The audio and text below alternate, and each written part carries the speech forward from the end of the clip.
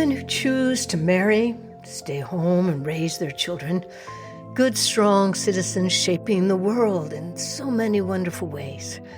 And there are women who enter professions, medicine, teaching, offering care, guidance, and knowledge. And then there are women who are called to something else entirely. Women who step forward to right wrongs, to stand in the face of injustice, to enter rooms where they were not expected, and sometimes not even welcomed. My guest today is one of those women, Martha McCabe. In the 1970s, she began her career as a civil rights lawyer in Texas, a challenging place to begin in a time when few women were invited to lead in the legal world, but lead she did. Martha was one of the first large graduating classes of female lawyers, women who stepped into a profession that had long been closed to them and persistently began to change it from within. What she did is remarkable. What they did is remarkable. And it is my great pleasure to share her story with you today on this episode of Wise Woman Stories. I'm your host, Delia Quigley. Let's begin at the beginning with Martha's early years. So welcome, Martha McCabe. Thank you so much for being on Wise Women Stories. I want to start with the question, can you take me back to the moment you first realized that the world wasn't as fair as you thought it was? Because I grew up in Albany, New York, and because anybody who was growing up and paying attention knew that corruption ruled the city, I can't remember a time in my life in single digits when I wasn't aware that things were not fair. You could drive around and see people double parking in retail stores, but triple parking outside the bookie joints. I got driven to school and I saw overfed, red-faced Irish Albany police officers beating black men on the backs of police cruisers. It wasn't hard to find evidence of injustice. And, the Irish ethos of having a really quick eye for injustice carried through, even though I was growing up in a relatively prosperous and affluent and personally safe surrounding. There was a culture of understanding that power is abused. So I think I always knew that. So that guided your life? I would say that I have always, since a child, both inside the family and in the world outside the family, understood power relationships, the getting of power, the wielding of power, the losing of power, the struggle against power. That's just been a paradigm that I've understood since I was a young child. And you saw that one way to really work within the system and perhaps right some of those injustices was become a lawyer. Yes, although my first career choice was to become a history professor and write books and spend my life in libraries, which was a very appealing prospect until I actually went to an Ivy League university in the history department, found there was only one woman in the history graduate program. She never looked happy. There were no women professors. And I thought, note to self, this is not probably going to end well for me. And so I think I'll go up the road and apply to law school in Boston, which I did. But you did mention to me earlier that once you went to law school, it was a pretty big deal that there were so many women in your graduating class. You want to tell me about that? Absolutely. It was interesting. The law school I attended, Northeastern University Law School in Boston, had been started in 1898 as a night law school by the YMCA for men who could not get into Harvard and Boston University because they were Jewish or Black or Armenian or whatever. And so they went to Northeastern at night. In the 60s, the alums, they hired the shrewd Irish professor of law to reopen the law school. He looked around and saw that the quickest way to get a high pass rate on the Massachusetts bar exam, which was relatively hard to pass, I think it was about 50% pass, was to bring in a lot of women who had really strong academic credentials. At that time, which was 1971, it is my understanding that both Harvard and Boston University had quotas for both women and Jewish applicants, 10% of each. And so he opened the gates and said, y'all come on in. My class had 48% women. So you graduate, you have your law degree, you pass the bar, and you and your friend, you have a buddy, that you guys decide to go to Texas. And now, but there was something else about going to Texas, because wasn't there a few women who really inspired and quietly changed your life and made that decision? My abiding sense of gratitude to the many kindnesses, gifts, and care provided to me and to my family by 3 African American women who worked in our family. 2 from Georgia, who had been part of the Great Migration, 1 from Philadelphia, but she was an absolute bedrock pillar of our family and provided incredible amount of stability in an otherwise not so stable situation. So I did have this abiding sense of gratitude, and with her, I watched the civil rights movement on television, and I remember vividly, I think we were watching George Wallace giving a speech, and she turned and said, he sure didn't like the colored people, and that went through me like a lance, because of course I loved her very much, and we all relied on her, and it was just such an honest statement of how things were in our country.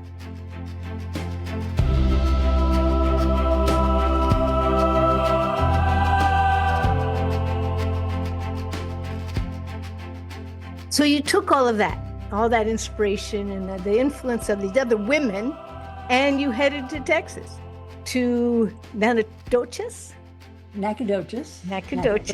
and you were a civil rights lawyer in the 70s in Texas. I was, and it was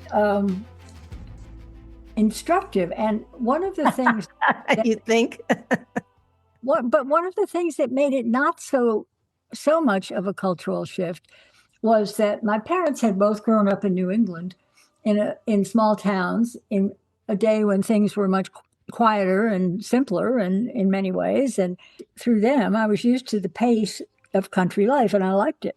And so moving to a rural area, the county, I think, had 30,000 population. The county seat of Nacogdoches probably had 14 or 15,000.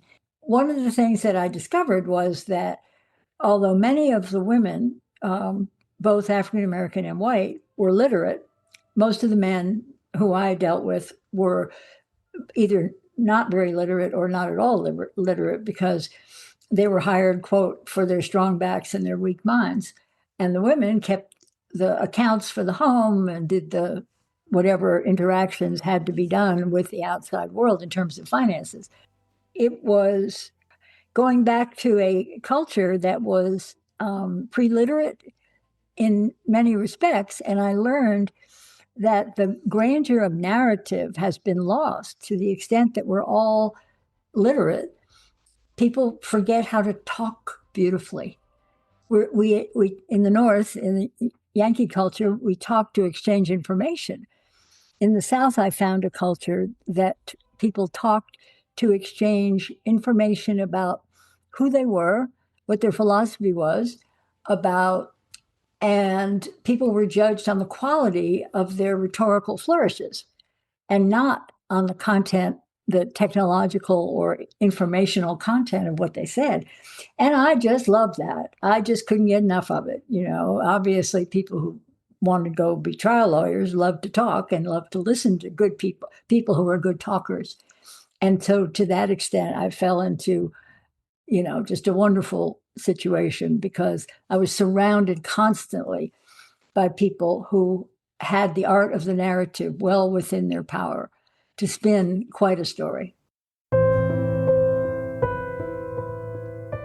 Well, can you describe let's say a case or encounter that's never left you from that time? Because you were trying different cases at the time, correct? So, I mean, getting death threats is never pleasant, but I went and talked to the wonderful woman who was the wife of the president of the NAACP, and she said, well, what we've found over the years is if they're talking, they're not shooting. I said, oh, okay, I'll bear that in mind. So I went home somewhat, mollified. Also, I'm white and I'm a lawyer, and I did think that was probably, those two qualities were not guarantees of safety, but they certainly were, put me lower on the risk scale. But to your question specifically, yes, there was a case in which my inexperience exceeded my good sense to take in the first place, but I did, for a woman who said she had been raped in the county jail by a trustee, which was an inmate who was given special privileges by the sheriff to come and go from the jail, mostly to go out and work for the sheriff and other members of the county government, probably for free or not much, and then come back and sleep at the jail at night. This woman, who was a white woman who was living with an African-American man out in the country, said that while she was picked up for public intoxication, the trustee had raped her, and we filed a federal civil rights suit alleging abusive conditions in the jail, which had no provision for women prisoners at all. I mean, it was very old-timey. It was probably the least apt lawsuit I ever filed in federal court, but other people certainly do worse things, and that was one of my freshman mistakes. She deserved to have her theory tested that she was indeed raped in the county jail by somebody who had authority given to him by the sheriff.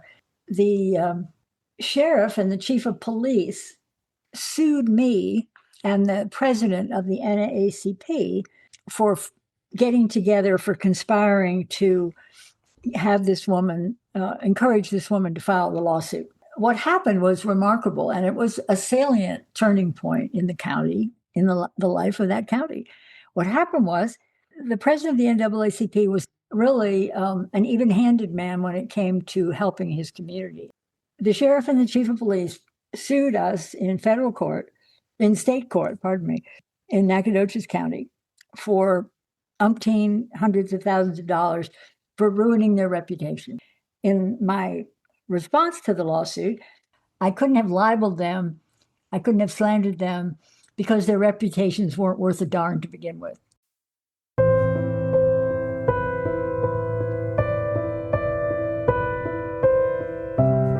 Here you were in Texas for 11 years, trying civil rights cases, working for the NAACP.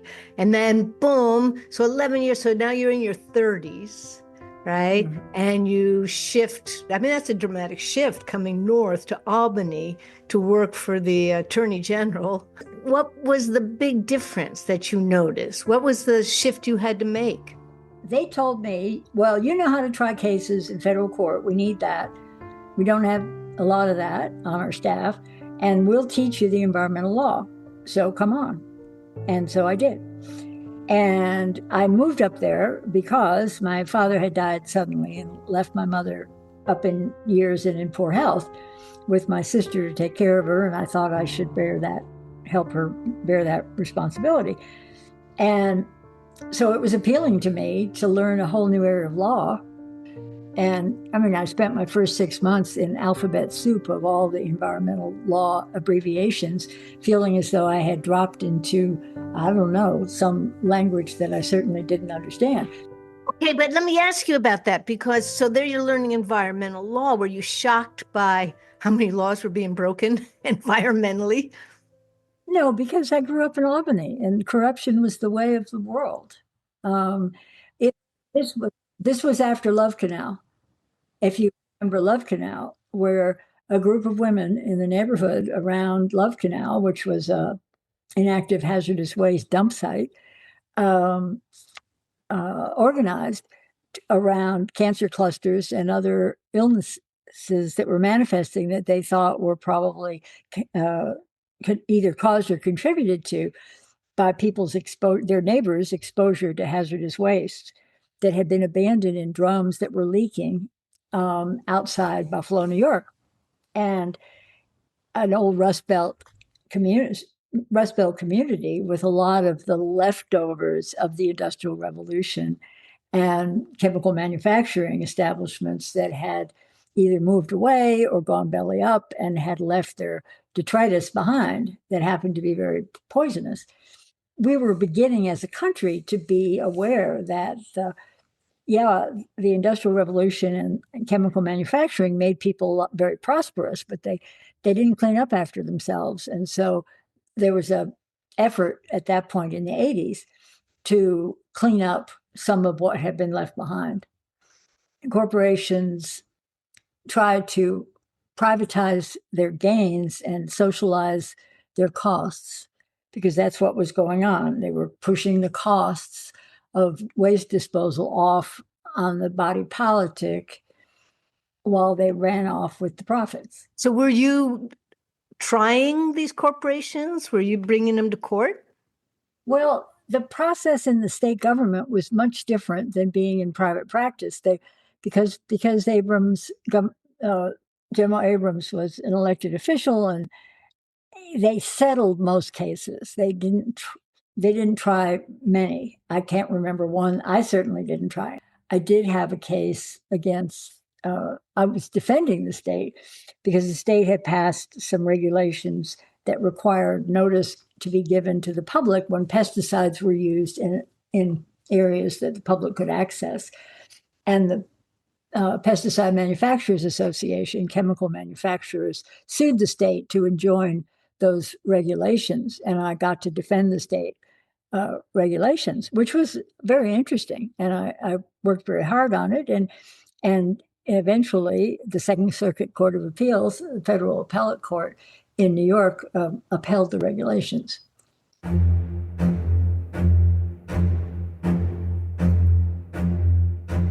So what does that do to you today, watching as the EPA, gets rid of the regulations and the laws that have been in place that we've worked so hard, and you probably worked hard to regulate these chemical companies? Well, it's all perfectly in character. The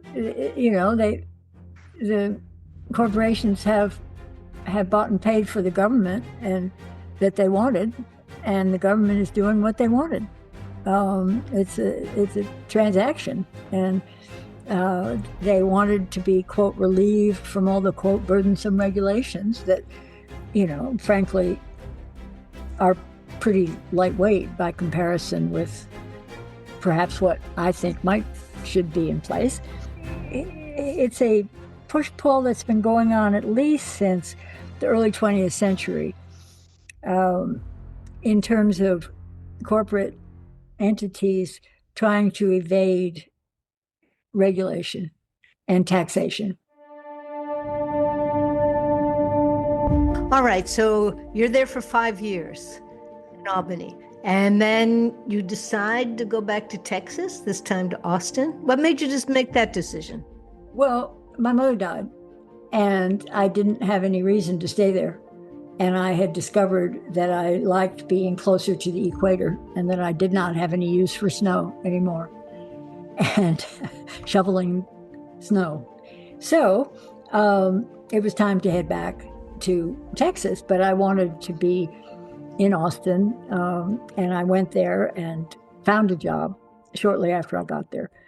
Ann Richards was elected governor in 1990, and her running mate, Bob Bullock, had been the comptroller of public accounts for many years, and he ran for lieutenant governor. And the woman who was supposed to be doing Governor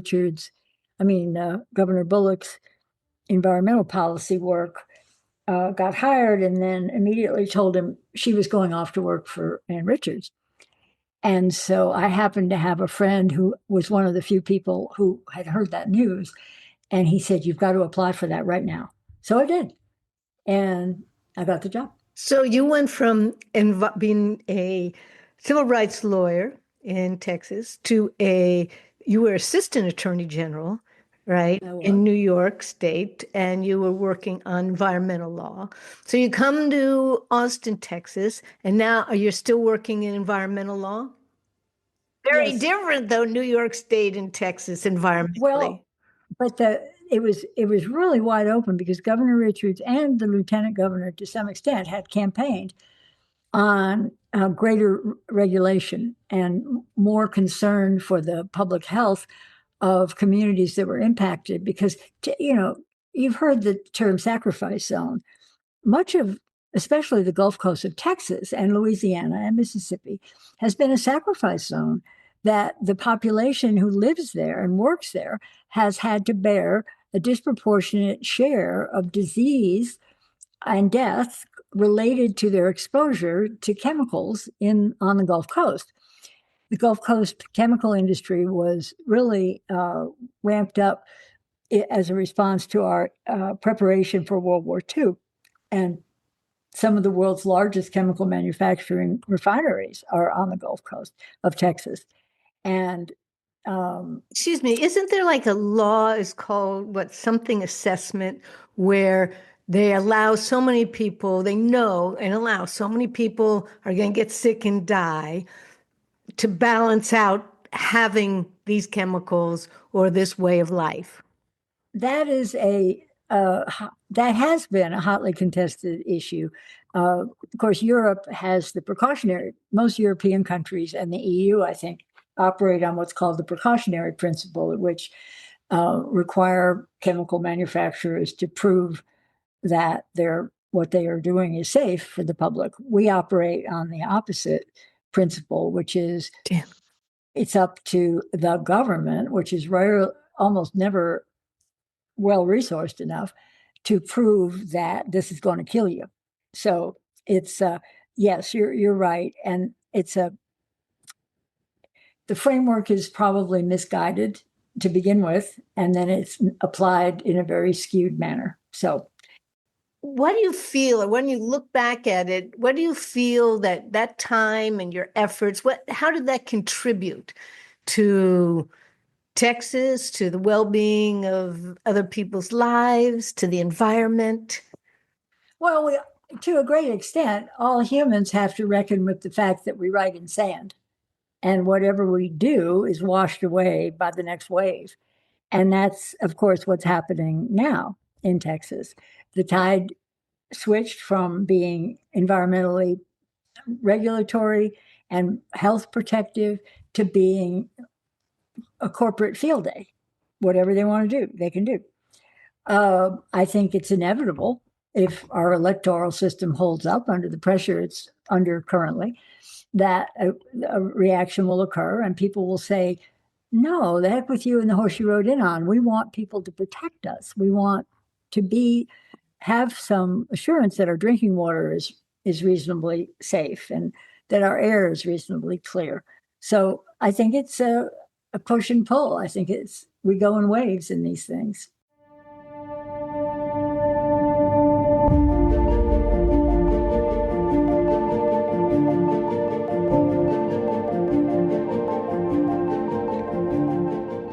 All right. So you leave Austin, but you go back to school to become a writer.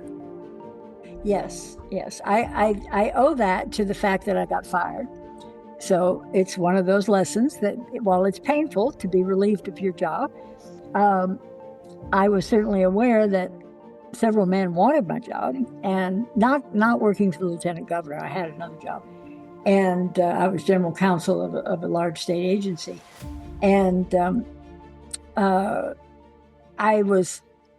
think it's certainly clear that I underestimated the extent to which they wanted my job, and they got it. But although it was really unpleasant, it opened the door for me to go back to graduate school and get my MFA in creative writing and fiction and write a novel. So I can't say that it was all beer and Skittles or that it was easy, but it was quite wonderful to spend 3 years reading novels and poetry and thinking about, the great themes of literature and learning how to be a semi-capable fiction writer. At this point in your life today, so you're 78, and you're looking back at this young woman, or this woman who came through a tremendous amount as a lawyer, and the people she met, and the justices and injustices, and trying to right so many wrongs. Have we made any progress? Well, there are two different strands here. I asked myself, was I of service? I think that's the mindset I started with. I wasn't. I knew I was never going to be the great courtroom master of the courtroom, but I could be of service to people, as we thought of it in our law firm in East Texas, opening the door to for people to get into the courthouse who could never bring a case before, because legal services program really hadn't existed there. So was I of service? I think the answer is yes. Did I make lasting changes? No, I think I was part of a group of people, both mostly African American with some white allies, who pushed the rock uphill of oppression and injustice, and opened spaces for people to have more possibilities, to have more choices, and to live more economically stable lives. Let's take a look at what you would say to young women. A lot of young women now entering, professional field, becoming lawyers, all kinds of lawyers. It's just a given now, right? What would you say to them starting out? Well, I don't think there's a homogeneous group of women with the same values. I think when I was young, you pretty much almost had to be a feminist to be a lawyer. Now it's not true. It's much easier, and you don't have to already have sharp edges. You can just kind of mosey on in there and just be regular. I could never do that. That was not available to me as a young lawyer because I was the first. That's just what happens when you're first. What you just said is that you had been of service, and that was of interest to you to be of service. But at the same time, what you're also saying is that you were a pioneer for women. You were the first in many, many respects. You were the only woman in the room with 40 men to pass, to get a bill across. You were trying cases as a young woman that nobody else was doing or would probably touch. That seems to be, a stronger legacy. Yeah, that's what we wanted to do. That's why we went to law school. And we were getting to do what we wanted to do. And so there was a lot of positive energy and uplift in getting to do what one wants and having the professional life that one has set forth to have. Yeah, there were a lot of hard things. And, there were judges who were just absolutely beasts about being a woman in the courtroom, no question, and said just outlandish things. But as for me giving younger women advice, I went to law school over 50 years ago, so I don't know what the heck's going on now. It's a very different world. And also, I had the luxury of being able to go into my own practice right out of school because I wasn't burdened with debt. And that made a huge difference. You've been listening to my interview with Martha McCabe, a woman who answered the call to serve, first in the civil rights movement of 1970s Texas, and later shaping environmental law from New York to Texas, always guided by a deep commitment to justice and the well-being of others. Hers was a life lived with purpose, persistence, and strength. This is Wise Women's Stories. I'm your host, Delia Quigley. You can find more of my work at deliaquigley.substack.com. Thank you so much for listening. Until next time.